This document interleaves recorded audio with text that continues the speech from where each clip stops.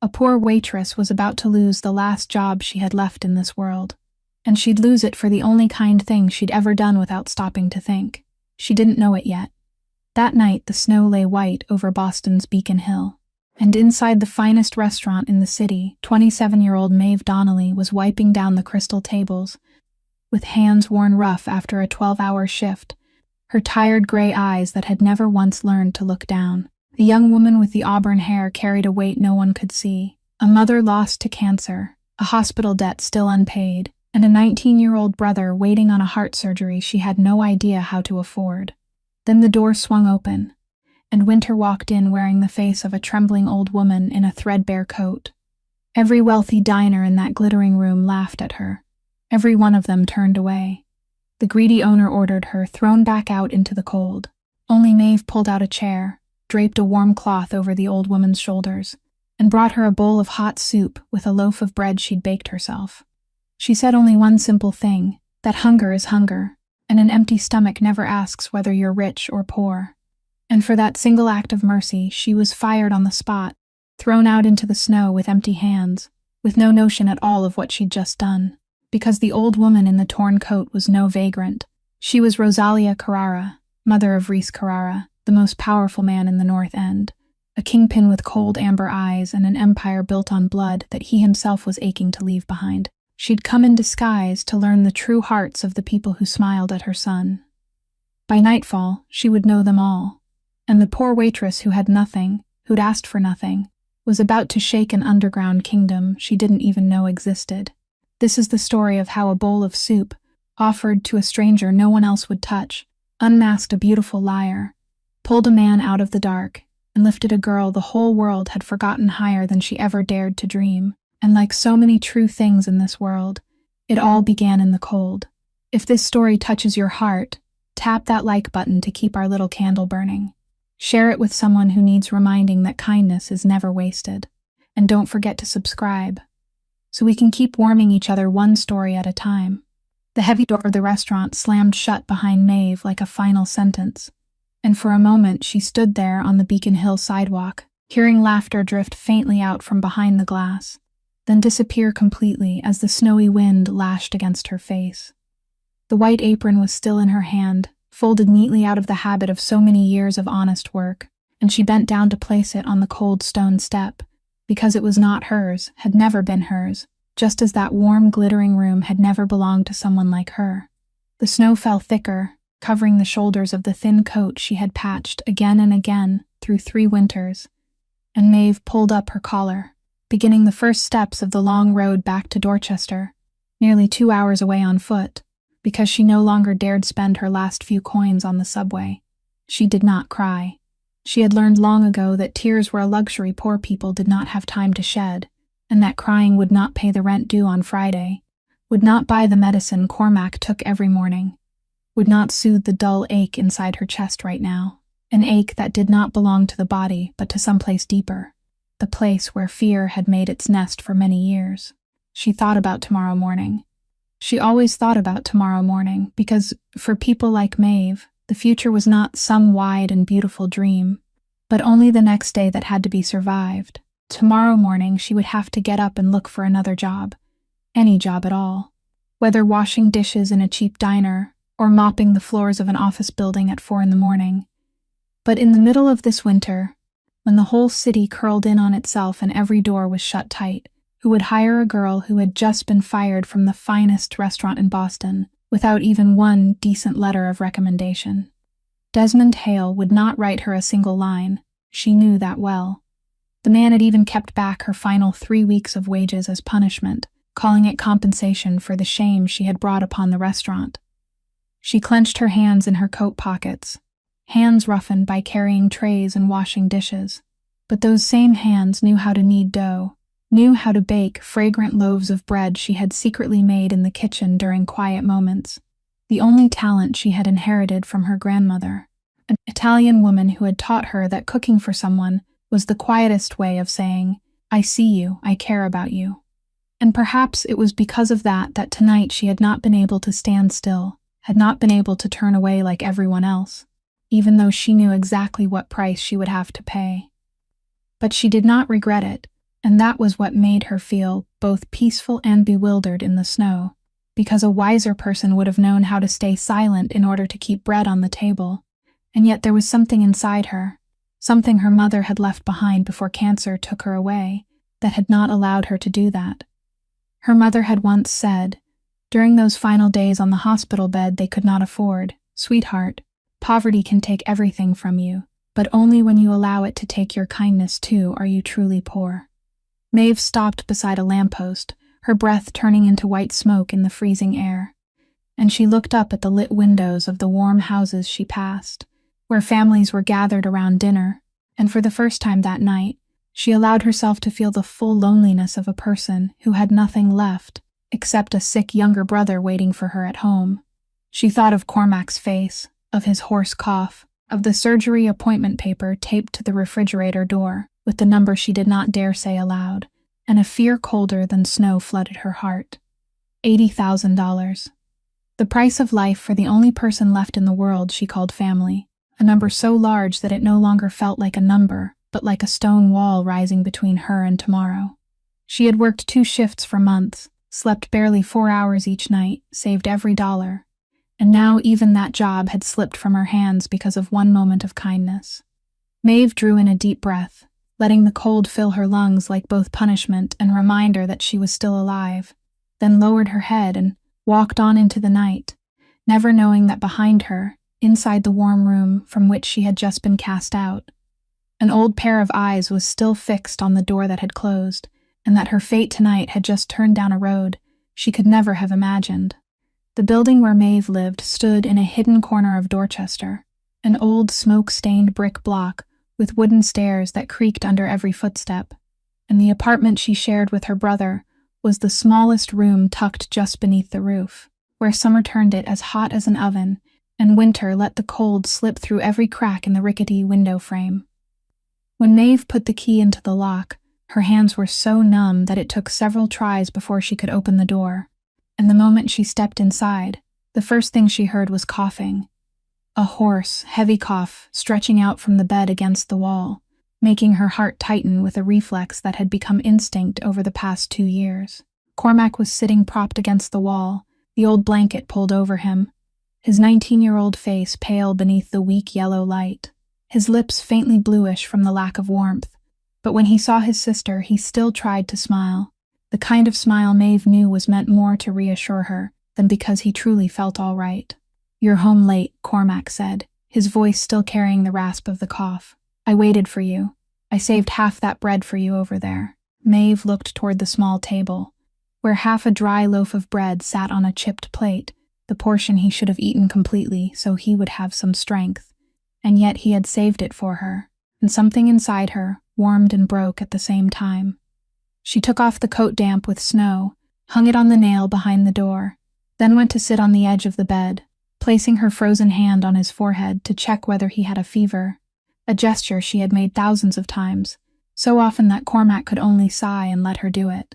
He had once been a promising first-year student at a community college, had once dreamed of becoming an engineer, had once had an entire future spread out before him, until the day the doctor told the 2 siblings that Cormac's heart carried a congenital defect that had been silently growing with him for years, and that without surgery, his time would grow shorter day by day. Since then, he had been forced to leave school, spending most of his time in this room, and Maeve had carried everything without a single complaint, because he was the only person she had left in this world. "Have you eaten?" Cormac asked, and Maeve lied that she had eaten at the restaurant, a familiar lie that slipped from her lips as easily as breathing. Then she stood and went toward the tiny kitchen to make him a cup of warm water. It was then that her eyes drifted to the refrigerator door, where papers were stuck up with cheap magnets, and among them was the appointment notice from the hospital, the paper she had read so many times she knew every word by heart, yet still did not dare look at directly on any night. The number $80,000 was printed there in bold like a sentence, and beside it, half hidden, were 2 other envelopes she had tried to conceal though the corners still showed, collection letters with the words "Final Notice" printed in red, the remaining hospital debt from their mother's last days, a debt that had followed the 2 siblings like a shadow that never left. Maeve stood still before the refrigerator door for a long time, then quietly pulled the thin wallet from her coat pocket, opened it beneath the light, and counted. She counted very slowly, as if counting slowly enough might make the money multiply on its own. One worn $5 bill, 3 $1 bills, and a handful of coins she had gathered from the bottoms of her pockets, less than $9 altogether.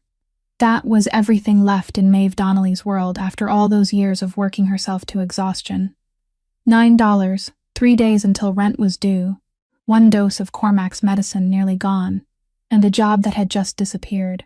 She closed her eyes, leaned her forehead against the cool refrigerator door, and for the first time that night she allowed her shoulders to tremble, not from the cold, but because the burden was too heavy for one human being, yet she did not allow herself to make a sound. Because behind her, only a few steps away, Cormac was lying there and listening to every movement she made. Then she drew in a breath, quickly wiped the corner of her eye with the back of her hand, arranged her face into calmness again, and turned to bring the cup of warm water to her brother, smiling as if tomorrow would somehow be all right, as if she had a plan, when the truth was that she had nothing at all except her 2 hands and a heart that had never learned how to give up. And she had no idea that at that very moment, somewhere else in the city, someone was speaking her name. While Maeve was soothing her brother to sleep in the room beneath the roof in Dorchester, on the other side of the city, a glossy black car with no markings rolled smoothly through the stone-paved streets of the North End, then turned through a towering iron gate, behind which stood an old brownstone mansion, silent and imposing, the kind of place everyone in the neighborhood knew better than to stare at for too long. The woman who stepped out of that car was still wearing the torn, threadbare cloak and the worn old shoes, but her walk had changed, her back straighter, her step steadier, because now there was no one left for her to fool with the role of a wretched old beggar. The servant who opened the door was not surprised by her ragged appearance at all. He only bowed respectfully and called her Mrs. Carrara, because he knew very well who the woman before him was. Rosalia Carrara, 66 years old, mother of the most powerful man in the North End, stepped into the warm foyer where crystal light spilled over the marble floor, removed the ragged cloak as one might shed a skin that did not belong to them, and beneath that beggar's disguise appeared a lady with silver hair pinned neatly up and sharp, worldly eyes. She had lived long enough to be sick of false smiles, and that was precisely why she had staged this little disguise. For many months, one woman after another, one family after another, had come to the Carrara mansion, bringing beautiful daughters dressed in splendor, all of them smiling sweetly at her, calling her their dear friend, holding her hand and telling her she had not aged a day. But Rosalia, who was not easily fooled, always saw the cold light flicker in their eyes whenever they spoke of her son, a light that did not come from love, but from greed, from people who saw in Rhys only the title, the power, and the fortune he held. She had wondered so many times, whether in this city filled with people wearing masks, there was still anyone who would treat a human being kindly, simply because that person was human, not because that person could give them something. And so one morning, she borrowed the gardener's old coat, put on the worn shoes of a cleaning woman, and quietly walked out into the streets as a nameless soul, to see with her own eyes how those people would behave toward an old woman who could offer them nothing. She had been driven away from 3 doorsteps, had been looked at as if she were something filthy, until she entered the most glittering restaurant in Boston and found the thing she had almost stopped believing still existed. When Rhys came down the grand staircase, he stopped short at the sight of his mother in that condition, and a rare flicker of worry crossed the face that was usually calm to the point of coldness. "Mother," he said, his voice low and quiet, "where have you been? Why are you dressed like this?" Rosalia only smiled, a tired yet satisfied smile, and let the servant help her to the armchair beside the fireplace. "I learned something today, Rhys," she said, using the private name only she ever called him by. "I spent the whole afternoon as a beggar in this city, and do you know what I saw? I saw that the people who smile at you, who bow their heads before you, would not bother to cross a room to save an old woman from freezing to death." Rhys sat down across from his mother, his amber eyes narrowing, and she told him everything, told him about the coldness, about the mocking laughter, about the restaurant owner who had ordered her thrown out into the freezing night, and then her voice lowered, changed, when she told him about a girl. There was one person, she said, a waitress in a white apron, who knelt beside me in the middle of a room full of people turning away, who warmed me, who brought me a bowl of hot soup and a loaf of bread she had made with her own hands. And when I asked why she would risk losing her job for a ragged stranger, she told me that hunger is hunger, that the stomach never asks whether a person is rich or poor. Rosalia stopped, her old eyes shimmering in the firelight, and then that rare kindness they fired her for it.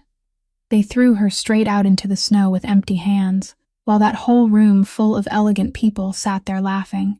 The room fell silent for a long while, with only the crackle of burning wood in the fireplace, and when Rhys spoke his voice was soft but carried a weight that seemed to freeze the air around him. "What was her name?" he asked, and Rosalia shook her head. "I did not have time to ask, but I would recognize that face among 10,000 people."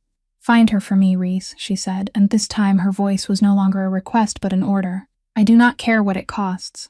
Find that girl, and do not let her suffer one more cold night simply because she was kind to your mother." After Rosalia withdrew to her room to rest after that exhausting evening, Rhys Carrara remained sitting alone beside the dying fireplace, his amber eyes fixed on the last flame, slowly licking at the half-burned log, and in that stillness one could finally see the true man beneath the name, a 34-year-old man with a tall, powerful frame, yet carrying on his shoulders an invisible weight that always seemed to bend him slightly forward, as if he were bearing something no one else could see. His black hair had grayed early at the temples, the mark of 7 years spent steering an empire he had never asked to inherit, and along his jawbone was a faint scar softened by time, a silent memory from the fateful night his father fell, and the entire burden of the Carrara family came crashing down onto the shoulders of a 28-year-old young man who had not been ready for it. People in the North End called him many names. Some called him the boss, others whispered that he was a king. But none of them truly understood that the throne they admired was, to Rhys, more like a prison than a kingdom. He was calm to a frightening degree, spoke little, and every word he uttered carried a weight that made even the largest men fall silent and listen. But behind that cold composure was a weariness that had gathered year after year, a weariness he did not dare let anyone see, because in his world, weakness was an open wound an enemy would not hesitate to tear wider. His father had built this empire by the laws of darkness, through fear and agreements that were never written down on paper. And when he died, he left his son not only wealth and power, but also the invisible chains binding him to a bloody past he had never chosen. For a long time, longer than he dared admit even to himself, Rhys had been quietly trying to change that. He had silently moved one family holding after another into cleaner fields, restaurants that truly operated honestly, lawful real estate companies, transport fleets that did business transparently, one step at a time, carefully and patiently, like a man undoing the knots of a rope tangled across generations. He knew it could not be done in a single morning or a single night, that there were too many people, too many interests, too many lives depending on that fragile balance, and that one wrong step could make everything collapse and drag innocent people down with it. But on lonely nights like tonight, sitting by the fading fire, he still allowed himself to dream of a day when the Carrara name would no longer make people lower their voices and glance around before speaking it. A day when he could walk in daylight like an ordinary man, without looking over his shoulder, without counting every person who came and went, without living in a city where every handshake could be a knife. He had seen too much and lost too much to still believe in anyone, and that was precisely why the story his mother had told him tonight kept lingering in his mind in a strange way. A girl who knew nothing about them had risked losing everything she had simply to warm a ragged old woman she believed was a beggar, a human being who could not repay her with anything at all. In all 7 years of sitting on his lonely throne, Rhys had never met anyone who came close to him without carrying some calculation, some request, something they wanted to take. And now somewhere out there, in this snow-covered city, there was a person who had given away all she had, without demanding anything in return, without even knowing who the person she helped truly was.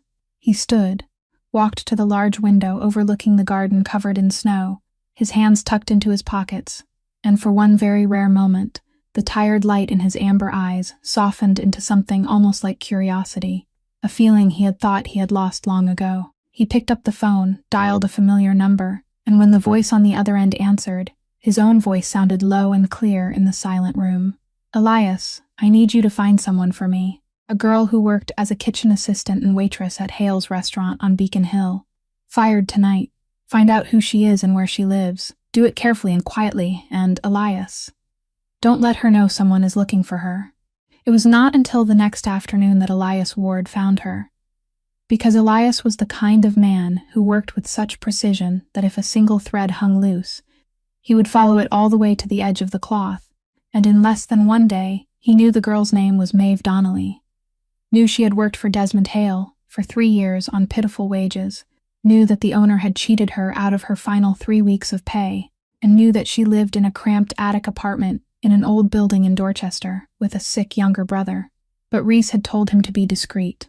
No invitation, no display.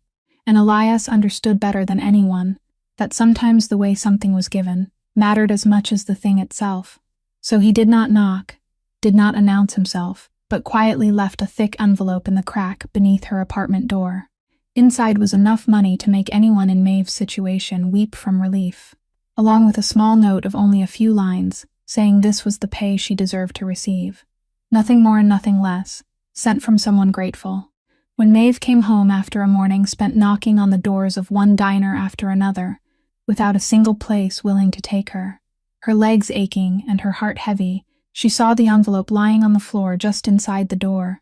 When she opened it beneath the weak yellow light, she stood completely still for a long time. Inside were $500, an amount many times larger than the 3 weeks of pay Hale had stolen from her, so large that for one moment the whole room seemed to sway before her eyes. Because that money could pay the rent, could buy Cormac's medicine for another entire month, could let her draw one breath in the middle of the winter that was slowly choking the two of them. She sat down on the edge of the bed, her hand trembling as she held the stack of bills, and in that moment a small voice sounded inside her mind, the voice of exhaustion and despair, telling her to keep it. No one would know. Her brother needed it. She had worked herself nearly to collapse. She deserved to have it. But then her eyes drifted to the surgery appointment paper, taped to the refrigerator door. And strangely, it was that enormous number of $80,000 that steadied her again. Because she understood that if she traded the last human part of herself for money that was not truly hers, then even if she saved Cormac's heart, she would have lost her own. And that was not the sister she wanted her brother to grow up beside. Maeve sat there for a long while, then took out a piece of paper and a pen, set aside exactly the amount that matched the 3 weeks of labor she had given, every dollar she had truly earned with her own sweat, not 1 cent short and not 1 cent more, because she was not a fool who would refuse what belonged to her. She had worked for it, and it was hers. The remaining money, the extra amount she had not earned, she folded neatly and placed back into the envelope with the note, and on that note she wrote in careful, firm handwriting that she would accept only the wages she had earned, and was grateful for that, but she was returning the rest because she did not sell her kindness. It had no price. She wrote those lines while the cold still slipped through the cracks of the door, and her younger brother was still coughing in his uneasy sleep. Wrote them, even though she knew this choice would make the coming days far harder for her, but she wrote them anyway, because her mother had once taught her that there were things a person could never buy back once they had sold them, and self-respect was the first among them. The next morning, she went to the faintly printed address in the corner of the enclosed business card, a discreet office in the North End, and returned the envelope to the receptionist, with a message asking that it be passed to the person who had sent it. When Elias Ward placed that envelope on Reese's desk that afternoon, and told him everything, including the note with the words she had written, the most powerful man in the North End picked up the small piece of paper and read it over and over in silence, and something very rare flickered in his amber eyes, because through all 7 years on his throne, he had grown used to people trying to take more than they were given, and this was the first time he had met someone who returned what did not belong to her at the very moment when she was most desperate, and he said softly, almost to himself, "I need to meet her, Elias, not to repay her, but because I want to know whether a person like that truly exists." 2 days later, on a morning when snow began to fall lightly again, that black car returned to the poor street in Dorchester, and this time there was no quiet envelope, but Elias Ward himself walking up the creaking wooden stairs, standing before the door of the attic apartment and knocking 3 calm times. When Maeve opened the door, she saw a middle-aged man dressed neatly in a dark coat, his face composed, and his eyes carrying a careful respect no one had shown her in a very long time. And before she could ask anything, he tipped his hat and introduced himself as Elias Ward, saying he had come on behalf of the person who had sent the envelope the other day, and that this person wished to meet her. Maeve tightened her grip on the front of her coat, a flicker of caution rising in her heart, because in the experience of a poor girl, well-dressed men who came all the way to her door never brought anything simple. And she said softly that she did not need anyone to repay her. Sir, she had only done what anyone should have done, and she had already accepted the exact wages that belonged to her, so that was enough. Elias smiled, a brief but sincere smile, and then he said that it was precisely because she had returned that extra money that his employer wanted to meet her, because in this city, a person doing what she had just done was so rare that he almost could not believe it was real. He told her, slowly and clearly, that the ragged old woman Maeve had warmed and offered soup to, on the night she was fired, was not a homeless woman, but Rosalia Carrara, a lady who had disguised herself to test the hearts of people, and that ever since that night, she had not stopped speaking of the only girl who had treated her like a human being. Maeve stood frozen in the doorway, one hand gripping the frame to steady herself, because the news came with such shocking suddenness, and in her mind rose again the wrinkled face of the old woman, the freezing hands she had warmed, and she could not believe that the woman who had seemed the most destitute of all belonged to a family whose name even she, someone living at the very bottom of the city, had heard spoken in whispers. She wishes to invite you to become her private cook, Elias continued, not as a servant, but as the person who prepares her meals each day, a proper position with a wage that, when he said it softly, made Maeve's breath stop, because the number was many times more than anything she had ever earned, so much that it seemed to open a door, in the middle of the stone wall she had believed could never be crossed. But that very generosity made her hesitate, because a vague instinct whispered inside her that families who paid so much, families who lived behind sealed gates and high walls that whole neighborhoods, were rarely ordinary families, and that beyond this door of opportunity might be an entire world she did not understand and did not belong to.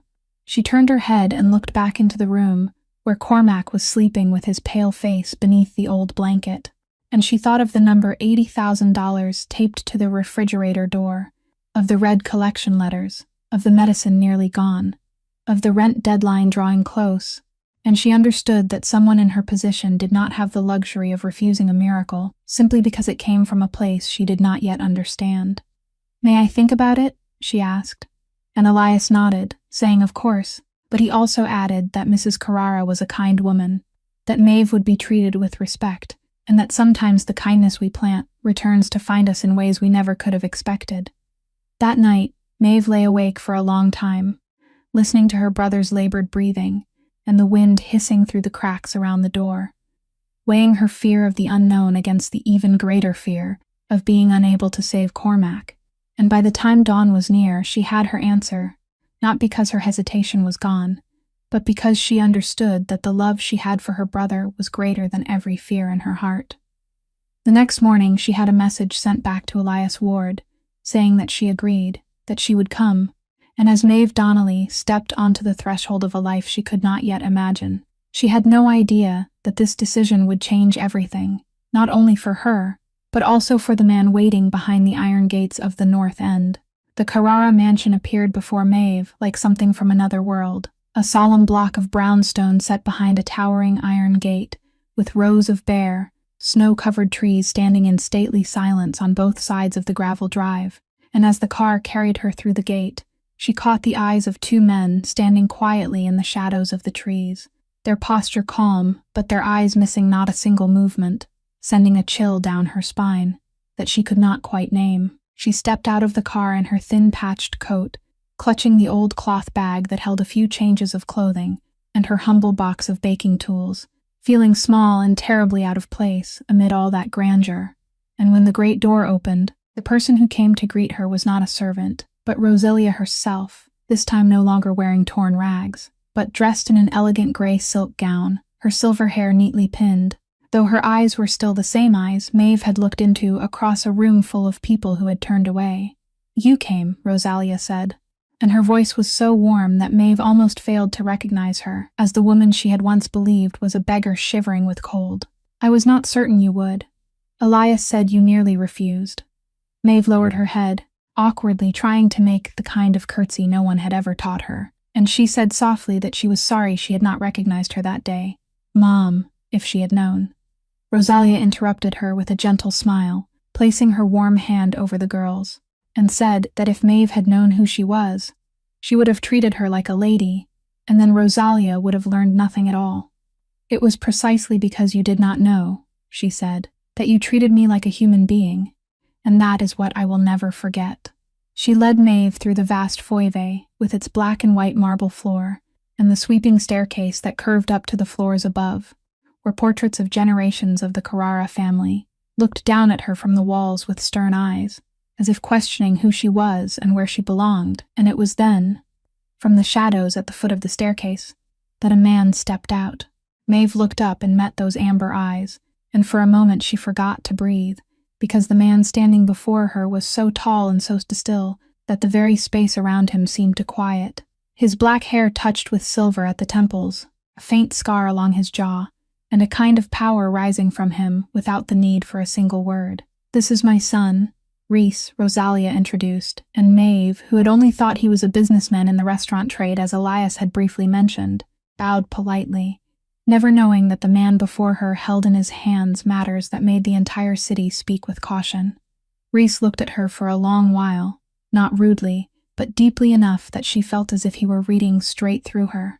Then he inclined his head slightly in return, and said in a low voice that his mother had told him a great deal about her, Miss Donnelly, and that his mother was not easily moved, yet Maeve had moved her very deeply. Maeve could only answer softly that it was nothing remarkable, sir, anyone would have done the same. "No," Rhys said, his voice carrying a certainty that made her lift her eyes. "They would not. A whole room full of people did not. That is exactly what matters." But that strange moment was cut short by the sharp sound of heels striking the marble floor, and an older woman entered the foyer, her posture straight and aristocratic, dressed in finery, with the cold expression of someone accustomed to giving orders. This was Constance Carrara, the sister of the late father, the woman who had guarded the family's image and social connections for 30 years. She looked Maeve over from head to toe, taking in the worn coat, the scuffed shoes, the calloused hands, and her face closed like a folding fan. Then she turned to Rosalia and asked in an icy voice who this was, Rosalia, and when she heard the answer that this was the girl who would serve as Rosalia's private cook, Constance let out a soft laugh filled with contempt, saying that a girl picked up from the street, with no family standing, no background, was being brought straight into this house. And did Rosalia have any idea what people would say, especially at this delicate moment for the family? Maeve stood there, feeling the full coldness in the woman's eyes, a contempt so familiar to her that it no longer hurt the way it once had. But still she held her head high, did not look down, did not explain herself, only endured in silence until Rhys spoke, and though his voice was not loud, it was enough to freeze the entire room. "She stays, Aunt Constance. My mother wants her here, and this matter will not be discussed further." In the cold aunt's eyes, Maeve saw a flash of tightly suppressed resentment. Something she did not yet know would grow into something far more dangerous in the days to come.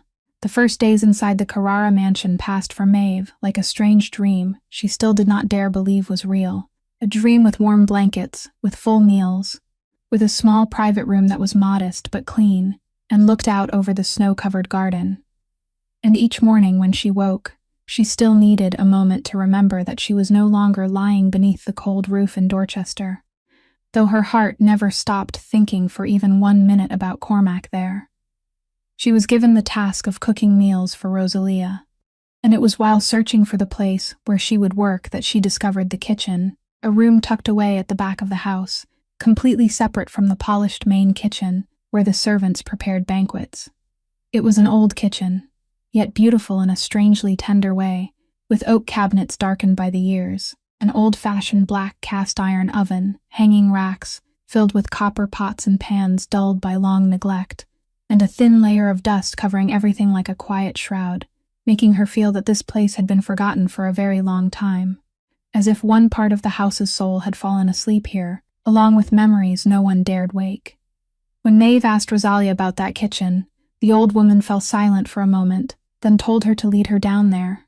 And when they stepped into the dust-covered room with winter sunlight piercing through the small window, Rosalia's eyes suddenly blurred in a way Maeve had never seen in that strong woman before. "This was my husband's kitchen," Rosalia said softly, placing her wrinkled hand on the dusty wooden table as if touching something sacred. "My Lorenzo was a man this whole city had to respect, a man people believed was made of iron, and yet every weekend he would hide down here, take off his coat, roll up his sleeves, and bake with his own hands." She smiled through her tears, a smile both painful and sweet, and told Maeve there was one pastry he loved especially, a pastry from his homeland, the kind his mother had once made in the small Italian village where he was born, a baked tart filled with preserved sour cherries, called crostata di amarena, with a crisp crust and a deep red cherry filling, sweet and bright with a gentle tartness. The taste, he said, brought his whole childhood back to life each time he ate it. "He made that pastry for me on every anniversary," Rosalia said, her voice trembling.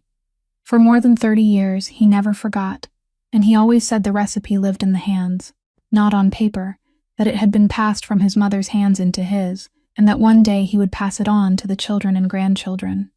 But that day never came, because Lorenzo left too suddenly, left on a night when Rosalia's entire world collapsed, taking that recipe into the earth with him, and from then on, no one in this house ever tasted that flavor again. Not one famous chef the family hired could recreate it, because they had only recipes on paper, not the thing that lived in the hands and heart of a man who loved his wife.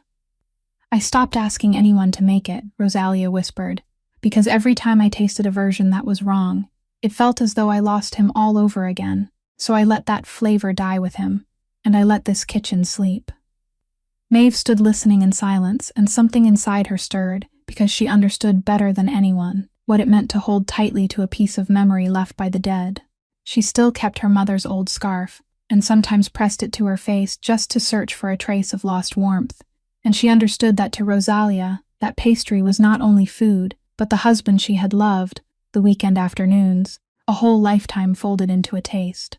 She looked around the forgotten kitchen, at the black cast-iron oven, at the old tart pans hanging on the wall, and a thought flickered to life inside her, faint and timid, though she did not yet dare say it aloud, because she knew there were things too sacred to promise before she was sure.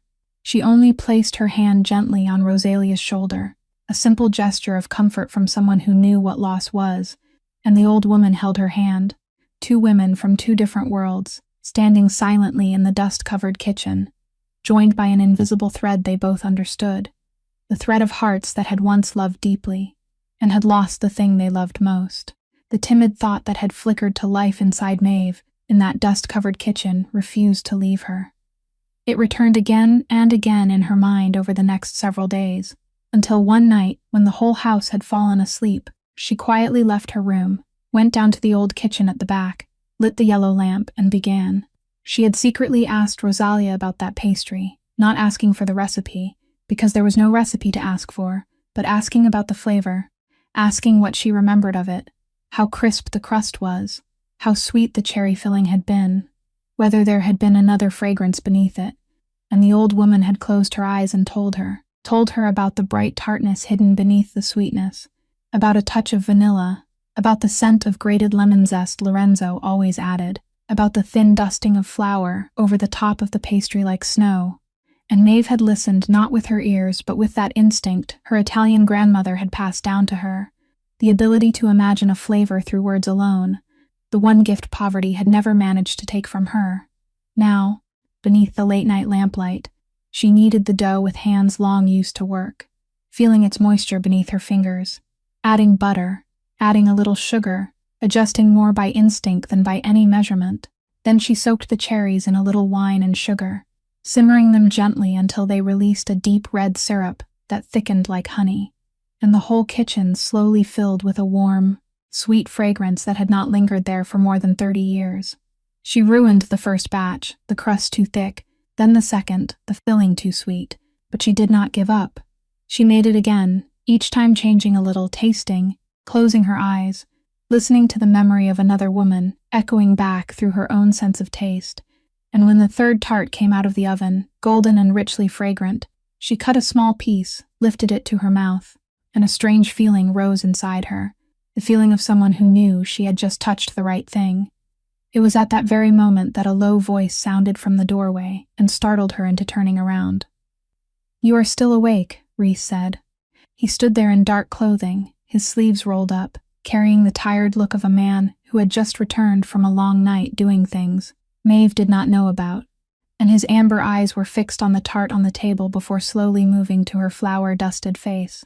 "I'm sorry," Maeve said, awkwardly wiping her hands on her apron. "I didn't mean to make noise. I only wanted to try making something for Mrs. Rosalia," and she was about to explain further when Reese stepped closer, his eyes resting on the tart, and something changed in that face that was usually so cold. "That is," he said softly, then stopped, as if he could not believe what he was smelling. "That scent," and he did not finish the sentence. He only reached out, took the small piece she had just cut, raised it to his mouth, and in the moment he tasted it, Maeve saw something she suspected very few people had ever seen. The powerful man's eyes blurred, and he stood still for a long time without saying a word, like a child suddenly returned to his own childhood. "This is my father's pastry," he finally said, his voice hoarse. "This is exactly the taste. I haven't tasted it since he died. No one could make it. And yet you," he turned to look at her, and in his eyes there was astonishment mixed with sincere emotion. "You have just returned to my mother a man she thought she had lost forever. Do you understand what you have just done?" Maeve gently shook her head, her own eyes stinging, and said, "I only tried to imagine what she missed, because I understand what it feels like to hold on to something left behind by the dead. My mother is gone too, from cancer, and even now I still keep her old scarf, just so sometimes I can remember her scent." She told him, for the first time telling anyone in this house, about the mother who had taught her to bake, about the debts she had left behind, about the 19-year-old brother waiting for a surgery Maeve still did not know how to pay for. She told it in the calm voice of someone used to carrying a burden without complaint, and Reese listened in silence.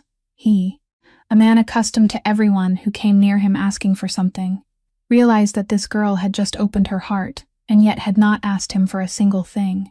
Two people, one who had everything but stood lonely in the darkness, one who had nothing except a heart that had never learned how to give up, faced each other in the late-night kitchen, warmed by the scent of baked pastry, and in that quiet moment, something very fragile, very soft, began to take root between two souls that seemed to stand a whole world apart.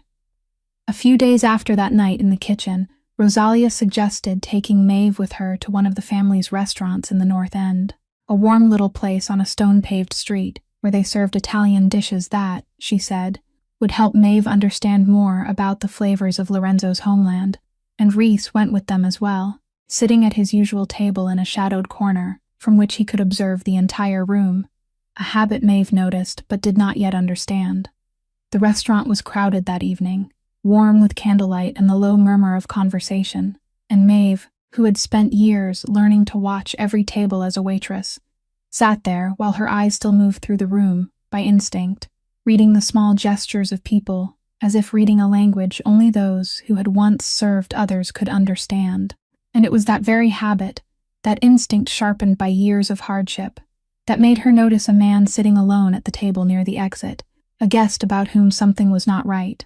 Maeve had once, at the old diner where she worked before Hale's, witnessed a robbery happen right in front of her, and ever since then she had learned to recognize the posture of someone who had not come to eat, and that man had exactly that posture.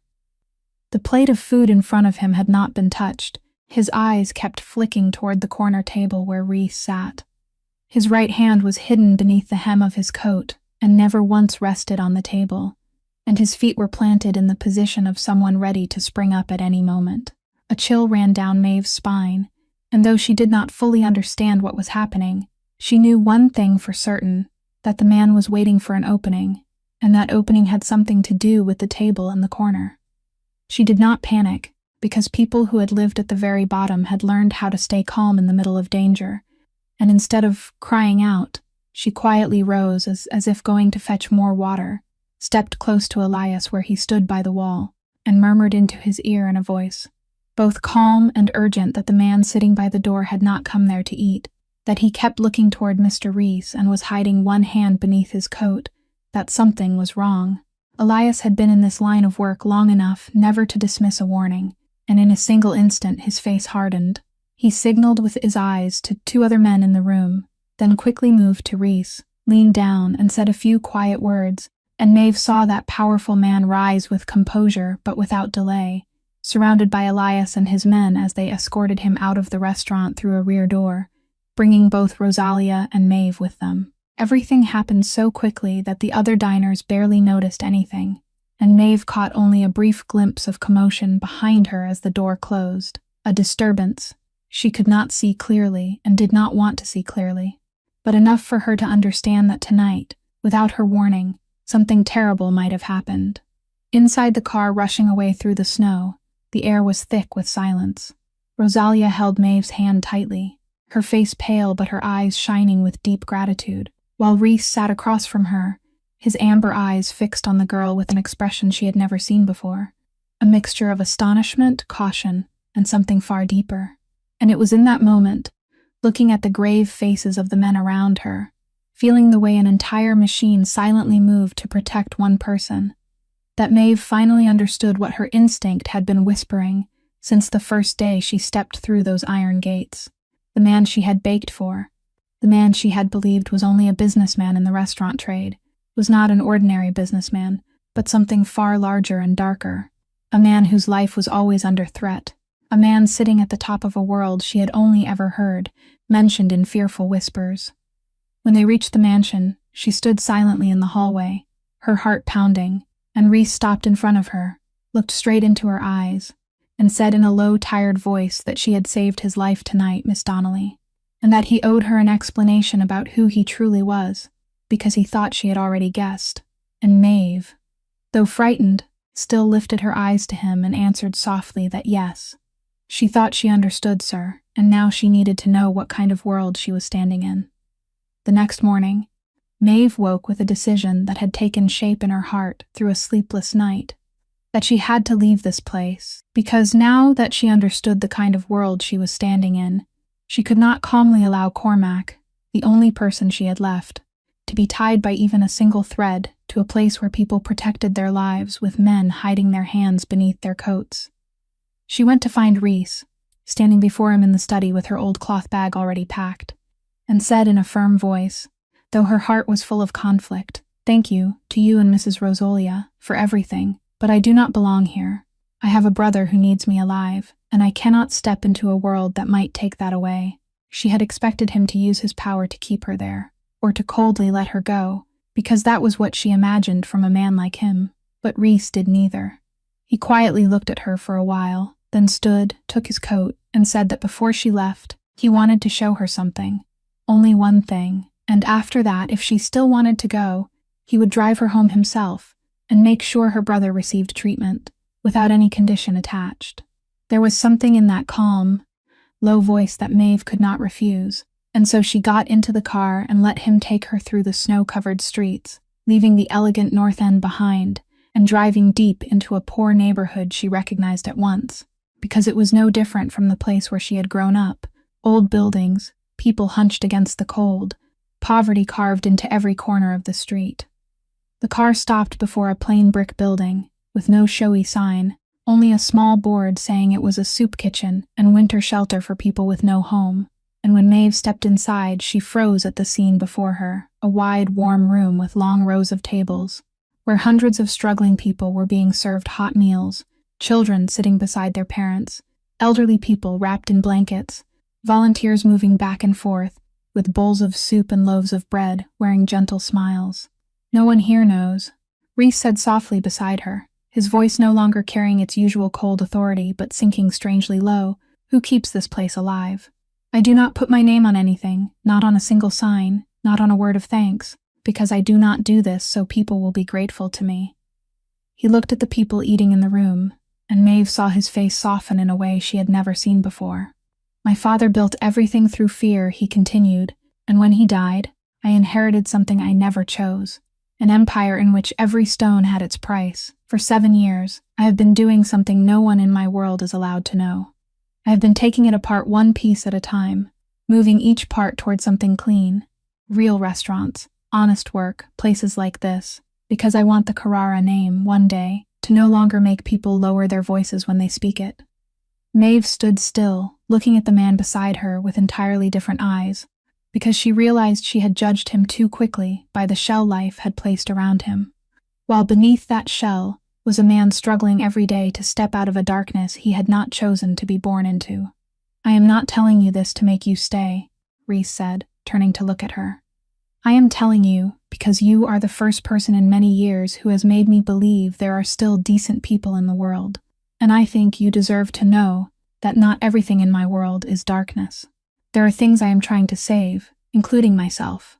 And in that moment, standing in the warm room filled with people being fed by an unseen hand, Maeve understood that she and this man, though they came from two worlds so far apart, shared the same simple and profound belief, that kindness given quietly was still the truest kind of kindness.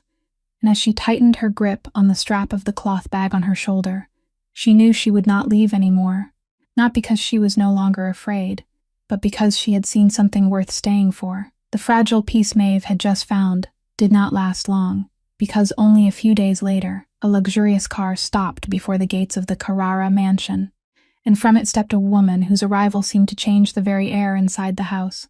Bianca Fontaine, 31 years old, was beautiful in a cold and flawless way, like a statue carved from ice, her golden hair falling over an expensive fur coat, her lips painted deep red, and her sharp blue eyes sweeping across the room with the air of someone accustomed to having every gaze follow her. She came under the pretense of visiting Constance, the aunt whose favor she had carefully won long ago, but Maeve, standing quietly at the edge of the room, quickly realized that this woman had come for another reason, because each time Reese passed by, Bianca's eyes lit with a gleam Maeve had seen before in the wealthy guests at the old restaurant, the gleam of greed disguised beneath a graceful surface. People whispered that the Fontaine family, once among the most prestigious families in Boston, had now fallen into ruin from debt, one failed investment after another draining their fortune, and that a marriage to Reese Carrara, with his power and immense wealth, was the final lifeline Bianca and her family were clinging to. Constance, who had long wanted the Carrara bloodline to join itself with a distinguished family in order to wash away the family's dark reputation, had devoted herself wholeheartedly to arranging that match, and the presence of a poor girl with no background in this house was a thorn both Constance and Bianca wanted pulled out. That afternoon, while Maeve was walking alone down the long hallway to bring tea to Rosalia, Bianca stopped her in a hidden corner, and the mask of charm fell from that beautiful face at once like a scarf ripped away. "I know girls like you," Bianca said, lowering her voice into something sweet but sharp as a knife. "A lucky little trash picker who happened to catch the eye of a senile old woman. Do you think making a few pastries will let you climb very far? Let me tell you something. Some stains can never be washed clean, no matter how high someone tries to climb, and your low-born origin is a stain that not even this whole mansion can scrub away." Maeve stood still, both hands gripping the tea tray tightly, and though her heart was pounding, 3 years had taught her how to keep her face smooth while contempt was poured over her head, so she did not tremble. She only looked straight into those cold blue eyes and answered softly, "I am not trying to climb anywhere, miss. I came here to cook for a kind woman, and when she no longer needs me, I will leave. You have nothing to fear from me." But that very calmness, that dignity that refused to bow, only made Bianca angrier, because she recognized in Maeve something money and beauty could not buy, and she leaned closer, whispering that if Maeve had any sense, she would disappear from here before Bianca made her regret it, that she always had ways of dealing with things that stood in her path. When Bianca turned and walked away, the sharp sound of her heels fading along the stone floor, Maeve remained standing in the corner of the hallway, unaware that behind that arrogant woman, an entire web was quietly being spun, because what Maeve did not know, what even Reese did not yet know, was that Jules Fontaine, Bianca's reckless younger brother, had sunk deep into enormous gambling debts with Tomas Reyes's gang in Charlestown, the rival gang that had long been watching the Carrara family from the shadows, and that to escape the pit of debt swallowing him whole, Jules was willing to do anything, even the darkest things. That deadly connection between the fallen Fontaine family and the enemy of the Carraras was the thread from which a vicious plot was about to be woven. A plot whose price would be paid by the innocent girl, standing there with a tea tray in her hands. The web Bianca was spinning began to take shape in a closed room, on the upper floor of a private club, where three people, with three different kinds of desperation, sat together beneath dim light, and each of them carried a private reason for wanting Maeve Donnelly to disappear from Reese Carrara's life. Bianca needed to clear the road toward the marriage that would save her family.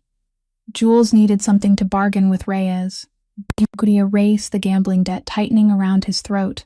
And Desmond Hale, the restaurant owner who had fired Maeve on that snowy night, was now living in fear, because since the girl had left, his two wealthiest customers had quietly withdrawn without a word of explanation, and rumors that the exquisite dishes in his restaurant had in fact been made by a waitress had begun to leak out, threatening to drown the reputation he had worked so hard to build.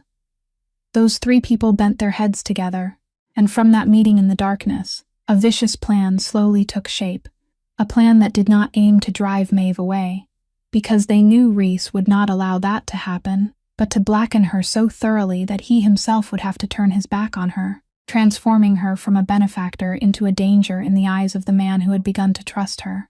But in that closed room that seemed to hold only three people, a fourth pair of ears was listening outside the slightly open door.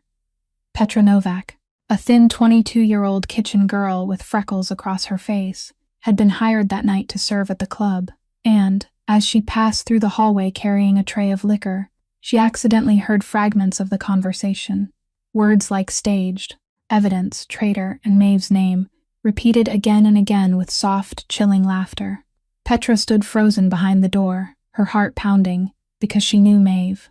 She had once worked with her for a short time at Hale's restaurant, and she remembered very clearly that the girl had been the only one who ever shared her lunch with Petra when she had nothing to eat.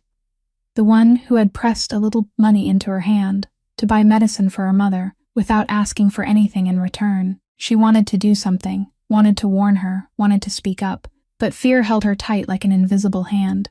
Because she was only a poor hired girl, her mother was ill, this job was all she had, and one word from her against those powerful people could crush her without mercy, so she did the thing that would later haunt her. She quietly stepped back, clutching the tray of liquor, and walked away as if she had heard nothing, carrying the cold stone of silence heavy inside her chest. Meanwhile, only a few days later, rumors began spreading throughout Boston the way poisonous words always spread, quietly at first and then quickly covering everything, from the elegant drawing rooms of Beacon Hill to the banquet tables of high society.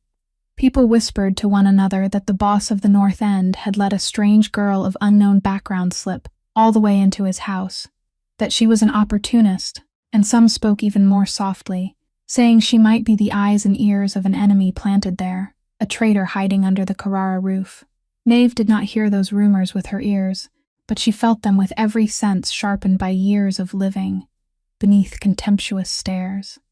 She felt it in the way the servants in the house suddenly fell silent whenever she entered the kitchen, in the stolen glances that quickly turned away, in the sudden coldness of people who had only just begun to be kind to her, and in the victorious smile that briefly touched Constance's lips each time the woman passed her in the hallway. She did not understand what was happening, did not know why the air around her had suddenly turned stifling, like the warning before a storm. But the instinct of someone far too used to the whole world, turning its back on her, whispered that something was coming, something dark, slowly closing in around her, and this time, she feared it would not merely sweep away her job as it had on that snowy night at the restaurant, but might take far more than that. The trap sprang on a gray morning when the snow had stopped falling, but the sky still hung heavy as if it might collapse, and it sprang exactly where it would cause the deepest pain, right in the heart of the Carrara house, before the very man Maeve had begun to trust. It all began when Elias, while quietly investigating the failed attack at the restaurant that night, followed a lead that made his usually composed face harden, because someone had secretly fed him information arranged so cleverly that it seemed almost impossible to be false. A messaging account had been created under a false name, but linked in a sophisticated way to the old phone Maeve had used before coming here, and it contained exchanges with a number Elias recognized at once as belonging to Tomas Reyes's network, messages that appeared to show someone had reported Reese's travel schedule to the restaurant in advance on that fateful night. Even more frightening, a strange sum of money, not large but enough to plant suspicion, had been transferred into an account under the name Maeve Donnelly. Only a few days after that night, a payment that to anyone's eyes looked like a reward for an informant. All those pieces had been staged by Jules through the dark connection, tying him to Reyes's gang, the gang that both wanted to swallow Jules whole because of his debt and was willing to help frame its enemy, and they had been arranged so skillfully that even Elias, a man who had spent his life doing this work, was stunned. When he presented what he had found to Reese in the study, the air in the room seemed to thicken, and the most terrible part of the trap became clear, that it did not merely accuse Maeve of deception or theft, but accused her of the heaviest crime in Reese's world, betrayal, the crime of selling his life to his enemy, turning the girl who had saved him that night into the very person who had pushed him toward the jaws of death. They summoned Maeve to the study, and when she entered and saw Elias's grave face, the sudden coldness returning to Reese's amber eyes, and the papers spread across the desk, she understood that the darkness she had felt for days had now taken shape. They placed before her the evidence, messages she had never sent, an account she had never opened, money she had never received, and a cold voice asked how she explained all of it. Maeve looked down at the papers, her face turning white, and a fear colder than snow flooded through her, because she realized she was trapped in a net whose shape she could not even see, a net so finely woven that every word she spoke in her own defense would sound like a hopeless cry. "I never did these things," she said, her voice trembling but still trying to hold steady. "I don't know about that account. I didn't send those messages. That night I warned you to save you. How could I save you and want to hurt you at the same time?" And she lifted her eyes straight to Reese, begging him to believe her with her gaze rather than her words. But the man only stood there, his eyes a wall she could not read, because in his world, betrayal was the deepest wound, and the evidence before him was terribly heavy. In that horrifying moment, when Maeve felt as if the ground itself were collapsing beneath her feet, a small hand lightly touched hers as she stumbled out of the study to breathe, and she looked up to meet the freckled face of Petra Novak, the kitchen girl she had almost forgotten, who had risked sneaking into the estate's service entrance just to find her.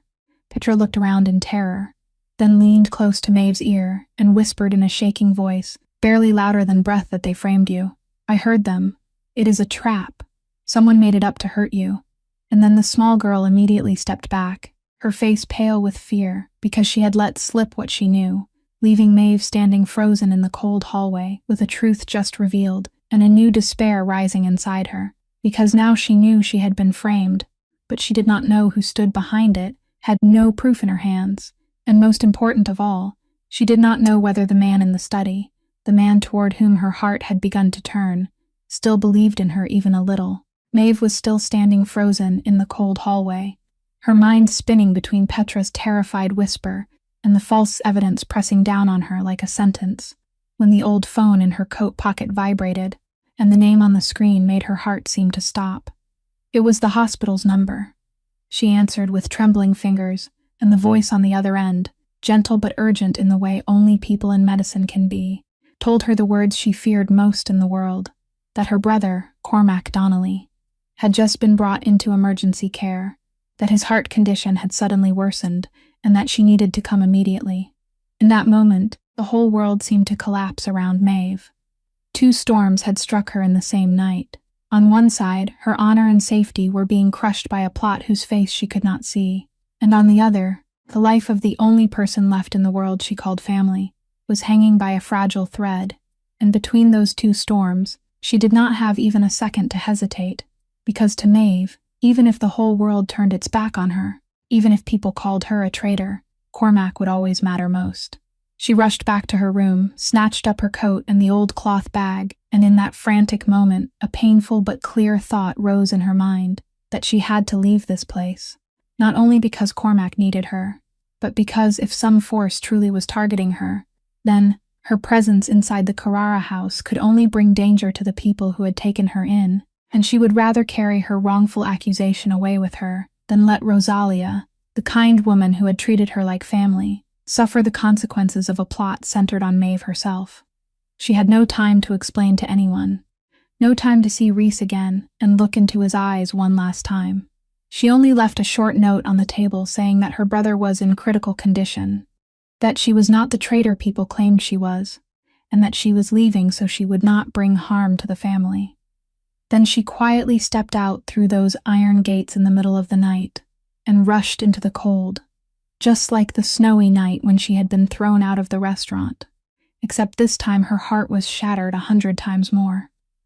She reached the hospital after a journey she would later be unable to remember making, and when she found the room where Cormac lay, she stood still behind the glass door, looking at her little brother lying there pale among the medical equipment, and all the strength inside her seemed to drain away.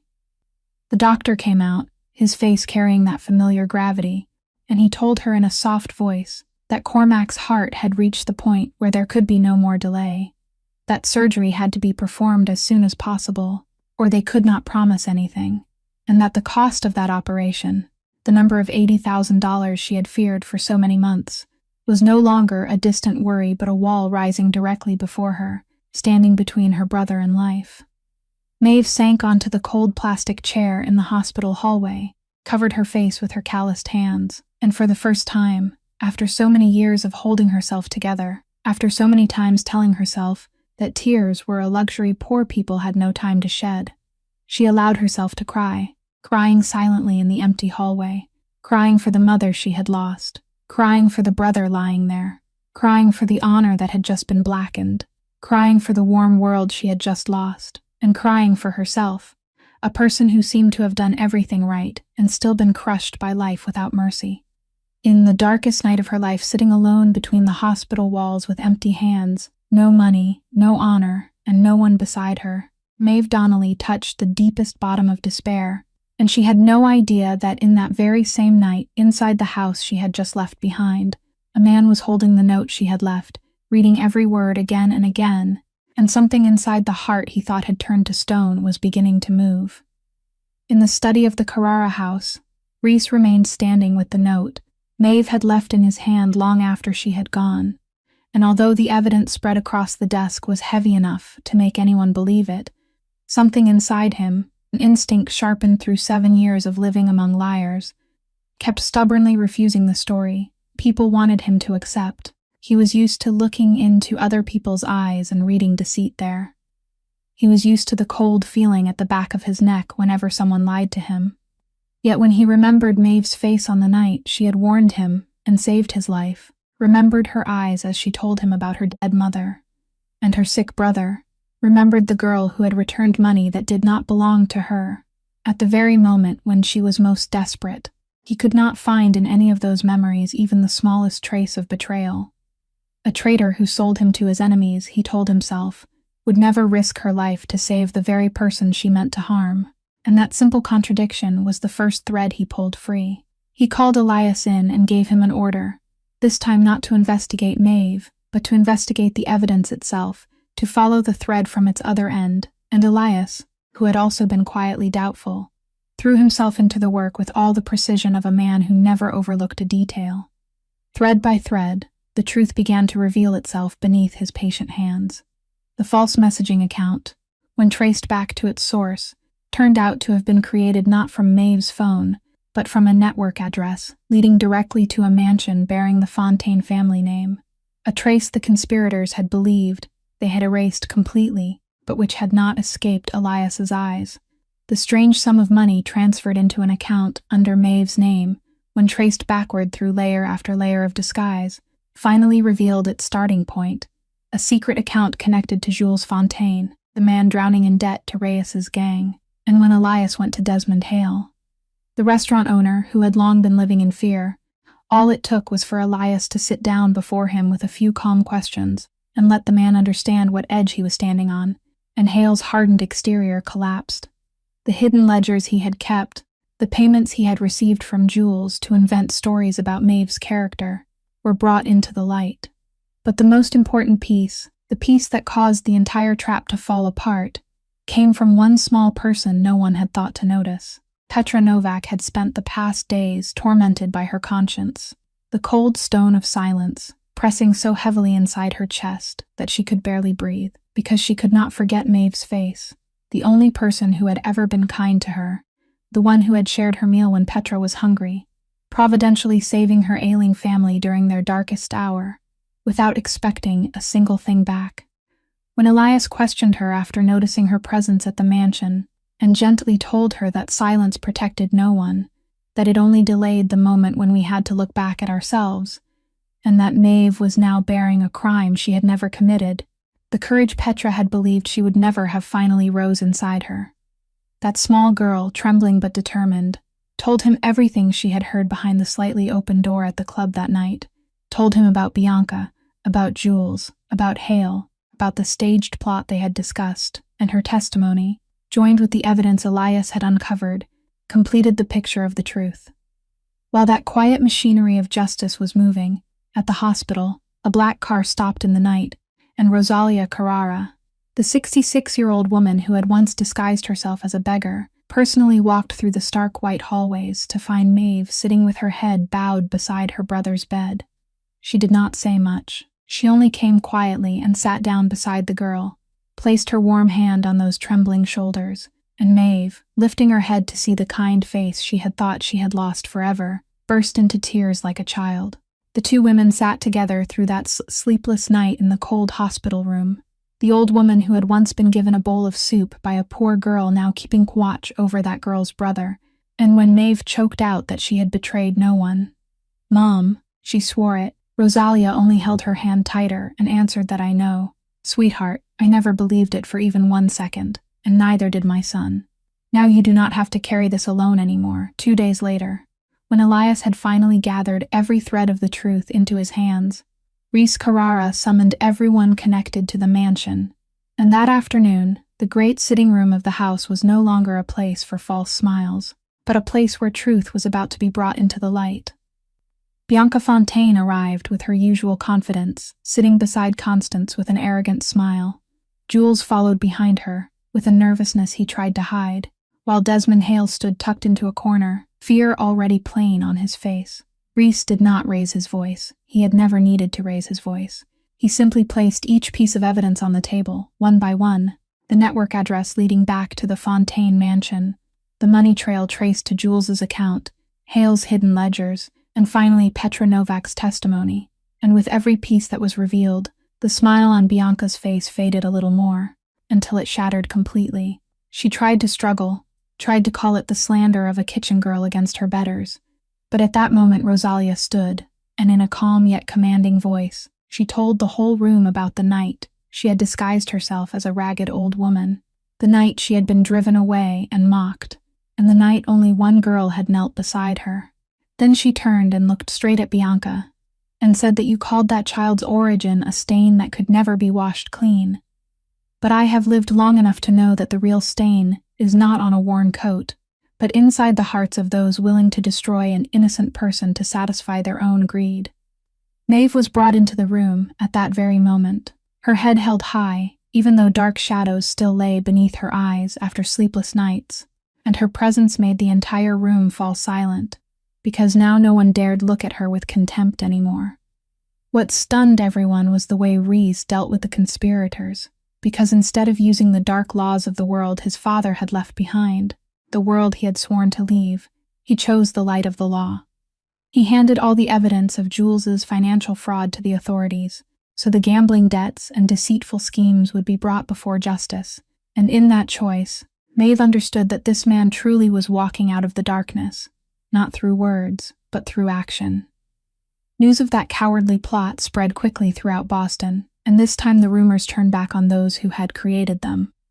The Fontaine family, already fallen into ruin, lost the last shred of its dignity, and every door of high society quietly closed before Bianca, who learned that beauty without character could buy nothing once people had seen the truth, while Desmond Hale lost his restaurant, lost his customers, and lost everything he had once traded his conscience to keep. Constance Carrara, the proud woman who for 30 years had believed honor was a matter of blood and family standing, rose in the middle of the room, walked to Maeve, and did something no one had ever seen her do before. She bowed her head and said in a trembling voice that I was wrong about you. I thought dignity lived in birth, but you have more dignity in your baking hands than everything I have learned in my entire life. Can you forgive a foolish old woman? And Maeve, who had never known how to hate, took her hand and said, There is nothing to forgive, Mom. You were only trying to protect your family. That evening, Reese found Maeve in the old kitchen where everything had begun, and he stood in the doorway, no longer a boss, only a man. And he told her that for 7 years he had believed everyone who came near him wanted to take something from him, until a girl returned money that was not hers, and saved his life without asking for anything. And he asked whether she would be willing to stay beside him on that road toward the light, not beside a boss, but beside a man learning how to live decently again. Maeve, her eyes filled with tears, gently nodded, and it was also in that moment that she learned Cormac's heart surgery had been a complete success, that an unnamed benefactor had quietly paid the entire cost. When she looked into Reese's amber eyes, she knew at once who it was, knew that he had helped her brother in silence, precisely because he respected her self-respect, and did not want to turn it into a debt, and she said nothing, only held his hand tightly, because some thanks are too vast to be spoken aloud. That spring, Maeve reopened the old restaurant on Beacon Hill, the very place from which she had once been thrown out into the snow. But now it carried a different soul, a place that taught cooking skills to women in hardship, a place that opened its doors every winter night to serve hot meals to people with no home without asking who they were or where they came from. And the first head cook she chose was none other than Petra Novak, the small girl who had found her courage again. And so, from a bowl of soup given in the cold to a stranger no one else would touch, an entire chain of miracles came into bloom, because this story, from beginning to end, has always been a story about one simple and profound truth, that kindness never asks whether someone is rich or poor, noble or humble, and that even the smallest act of love, given without expecting anything in return, can warm a whole house across generations and bring light into the darkest corners of life. Sometimes what changes an entire destiny is not power or money, but only the courage to be kind when everyone else chooses to turn away. And the lesson Maeve leaves for all of us is very simple. Keep being kind, keep holding on to your dignity, even when life is at its cruelest, because no kindness is ever useless and no person is ever unworthy of respect. If this story has touched your heart, please subscribe to our channel, like, and share so you can hear many more meaningful and captivating stories every day. We would love to know how you feel about Maeve and Rice's story, so please leave a comment sharing the emotions from deep inside your heart, because every comment you write is a candle that warms our small community around this story. Thank you sincerely for taking the time to listen until the very last moment. May you and your loved ones always have abundant health, a joyful life, peace, and serenity every day. Goodbye and see you again in the next stories.